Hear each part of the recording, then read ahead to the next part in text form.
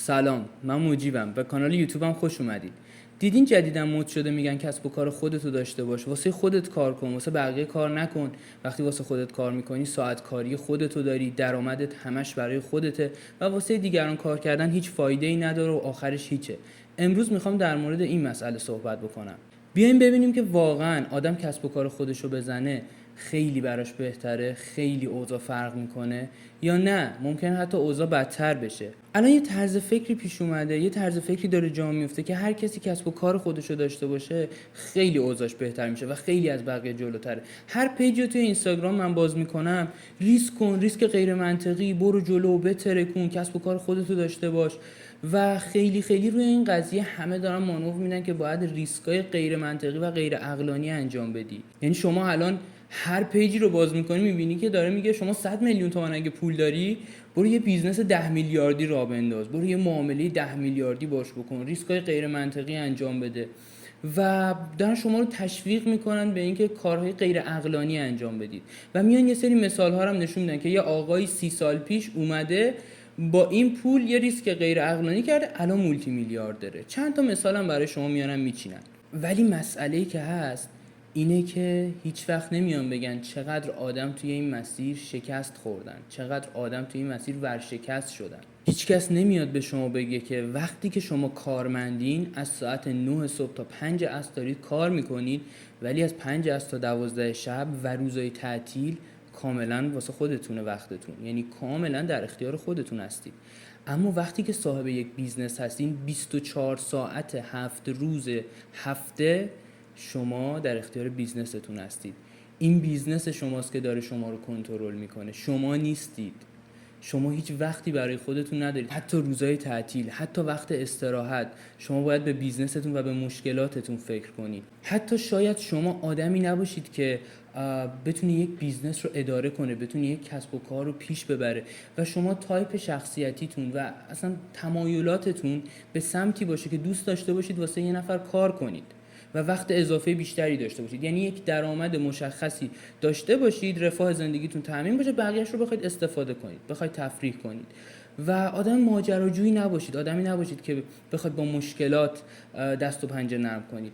پس توی این موارد میتونه اینکه بیزنس خودتون رو بزنید اوضاع رو بدتر کنه، میتونه که سطح رضایت شما رو از زندگی بیاره پایین. ما یه اچ آر داشتیم توی شرکتمون، یعنی مدیر منابع انسانی، کلا کارمندا رو حالا هندل میکنه، کنترل میکنه، خواسته اگه داشته باشن به مدیر عامل انتقال میده، خواسته های مدیر عامل رو به کارمندا ارائه میده و این اچ آر ما توی چند تا کمپانی مختلف کار میکرد. آدم فوق العاده با تجربه‌ای بود و وقتی در مورد راه اندازی بیزنس خودم باهاش صحبت کردم گفت که باید ببینی تایپ شخصیتی چجوریه، چجور آدمی هستی. من کسی رو میشناسم که کارمنده و ماهی 300 میلیون تومان درآمد داره و خیلی خیلی آدمای زیادی رو میشناسم که کارمندن و ماهانه بالای 100 میلیون تومان درآمد دارن. حالا شاید بپرسید چه کارایی؟ ببینید شما توی کارهای تخصصی دیگه از یه حدی بالاتر که میرید، تخصصتون از یه حدی بالاتر که میره، درآمدها نجومی میشه و شرکت‌ها سر به دست آوردن شما میجنگن با هم دیگه. یعنی مثلا شما مدیر عامل که میشه، یه مدیر عامل خفن اگر باشی، شرکت‌های مختلف سر به دست آوردن شما با هم دیگه میجنگن، رقابت میکنن. پس ما کارهای کارمندی خیلی خفن هم داریم که درآمد بالا داشته باشه. حالا این اچ آر چی میگفت؟ میگفت که شما ممکنه اصلا نتونی ریسک داشتن یک کسب و کار رو بپذیری. شما وقتی یک کسب و کاری رو میای شروع میکنی این ریسک داره که ورشکستی، کل زندگیت نابود شه. خب یه سری نکات مثبت هم داره، شما چالش داری، استرس داری، وقت زیادی داری میذاری، اما درآمد خیلی بالاتری هم داری نسبت به یک کارمند. نه همیشه، اما معمولا نسبت به کارمندها شما درآمد بیشتری کسب میکنی. حالا این راه اندازی بیزنس، میلیونر شدن، راه اندازی کسب و کار چه شرایطی داره؟ باید چه جور آدمی باشیم؟ من توی چند هفته اخیر مصاحبه خیلی از آدمایی که میلیونر بودن و بیزنس خودشون رو داشتن رو دیدم و بخوام یه خلاصه از حرفاشون بگم، از جنبندی خودم، حالا اون آدم میتونه یه میلیونر، یه میلیاردر باشه، در حد میلیارد دلار درآمد داشته باشه، بیزنسش رو کل کره زمین بشناسن، یا نه میتونه یه میلیونر باشه توی شهر خودش، آدم موفقی باشه و همشون روی این قضیه خیلی تاکید داشتن که باید ریسک کنی.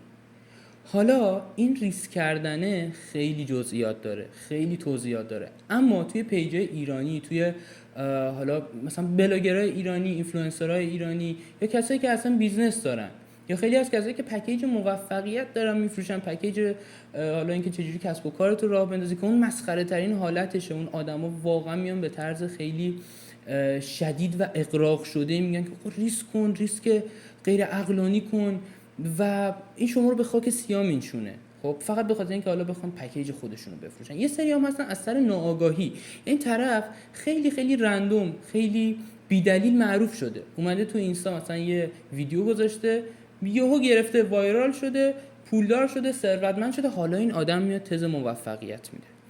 آیا شما منطقیه که به حرف این آدم گوش بدین؟ آیا منطقیه که شما هم برنامه زندگیتون یه جوری بچینید، رو حرفای یه شخصی بچینید که اون آدم به صورت اتفاقی مشهور شده؟ چیزی که میلیونرها میگن اینه که ریسک کن، اما نمیگن که ریسک غیر منطقی، ریسک غیر عقلانی.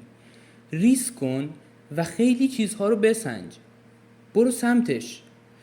میدونین شروع کردن یک کسب و کار، اینکه بخوای درآمد داشته باشی، کار خیلی سختیه، کاریه که واقعا دل و جرأت میخواد، واقعا پشت کار میخواد. اما دلیل نمیشه که آدم کار غیر عقلانی انجام بده، کار غیر منطقی انجام بده و یه ریسکی بکنه که مثلا احتمال شکست خوردن شما 90% باشه، احتمال برنده شدن، پیروز شدن توی اون ریسک 10% باشه.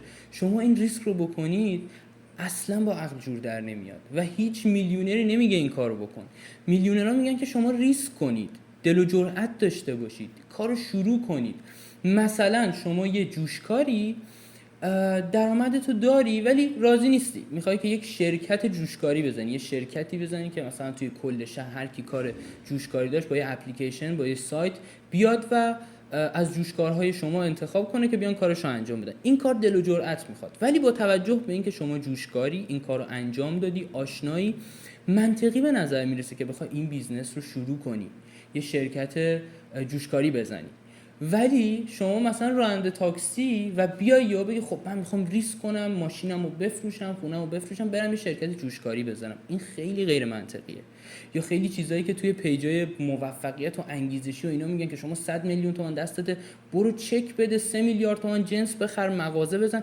خب شما مغازه‌دار نیستی، هیچ تجربه ای از مغازه داشتن نداشتی توی زندگیت، از فروش هیچی نمیدونی، بیای خونت و ماشینت و همه رو بفروشی، بگی خب حالا من دیگه بیزنس خودمو دارم، دیگه من راننده تاکسی نیستم، ورشکست میشی.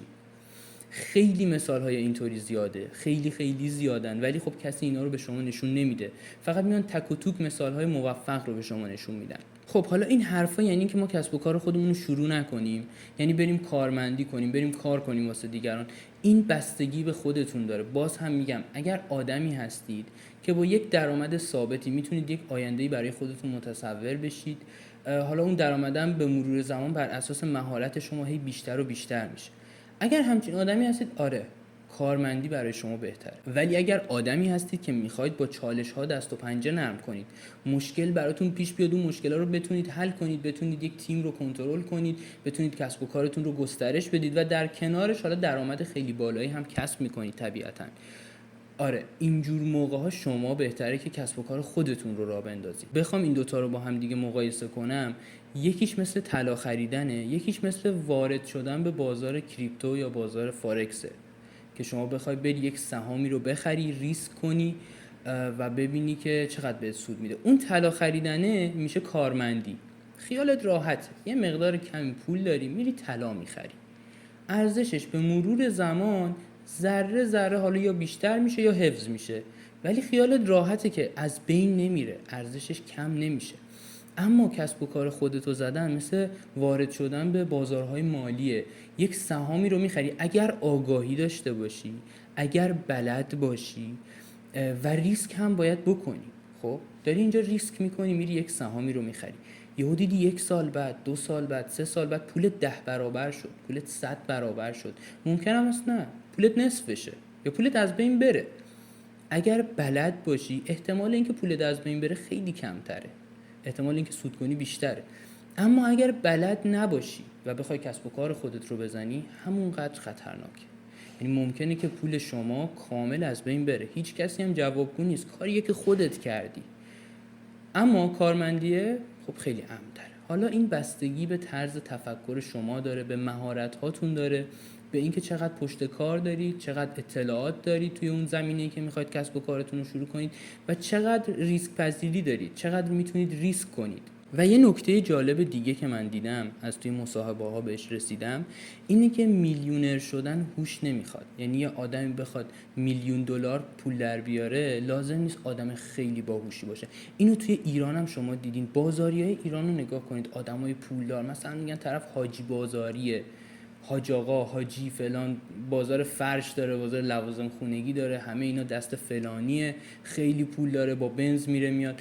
اینا رو نگاه کنید، آدمای صرفا باهوشی نیستن. یا خیلیای دیگر رو شما میبینید که آدمای خیلی پولداری ان اما آدمای باهوشی نیستن.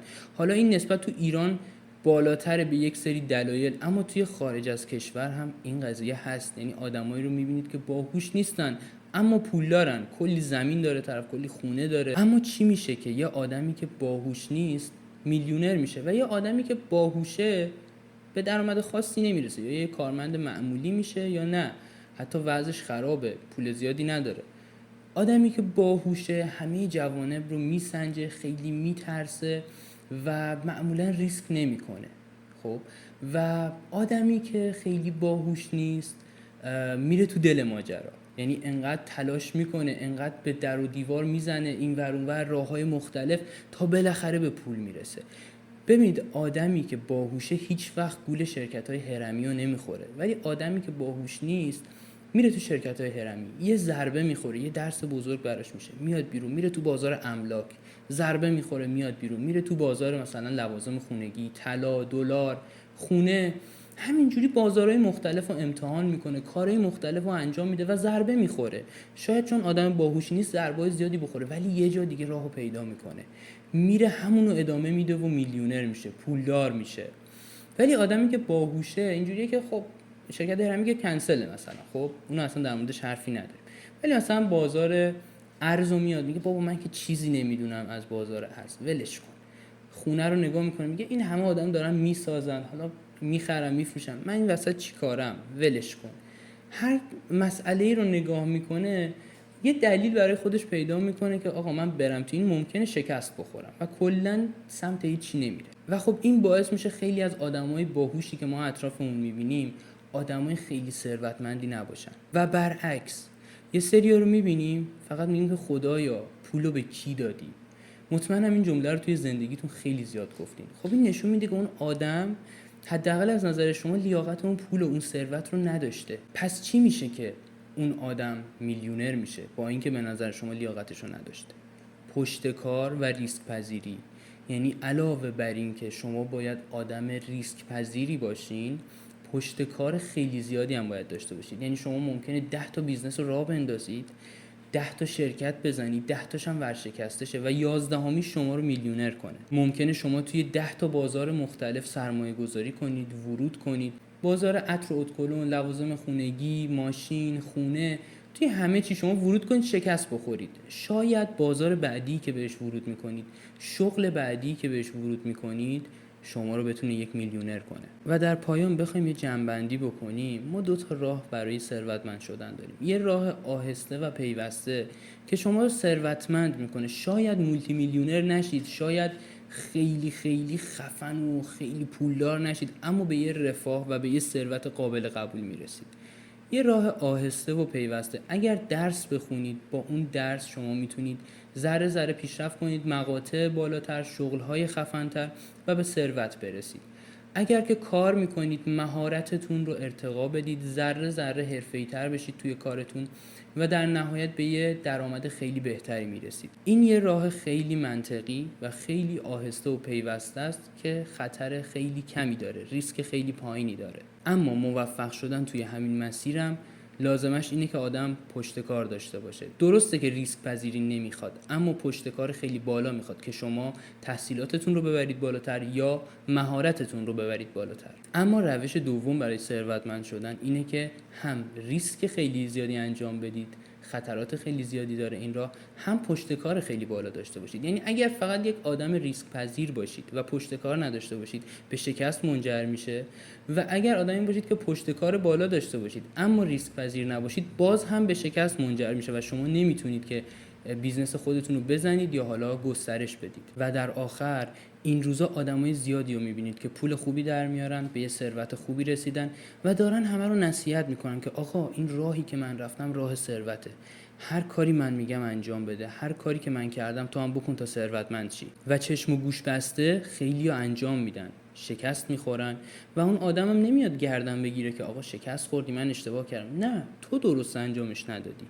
پس یادتون باشه دفعه بعدی که خواستین به نصیحت‌های یه نفر گوش بدید و راه موفقیتش رو طی کنید، بررسی کنید ببینید این آدم از چه طریقی به موفقیت رسیده، از چه طریقی به اون ثروت رسیده. آیا شانسی بوده یا نه واقعا پشتش یه استراتژی بوده و یه چیز خیلی منطقی و کاملا علمی بوده. امیدوارم که این ویدیو به دردتون بخوره. لایک و سابسکرایب یادتون نره. خدا نگهدار.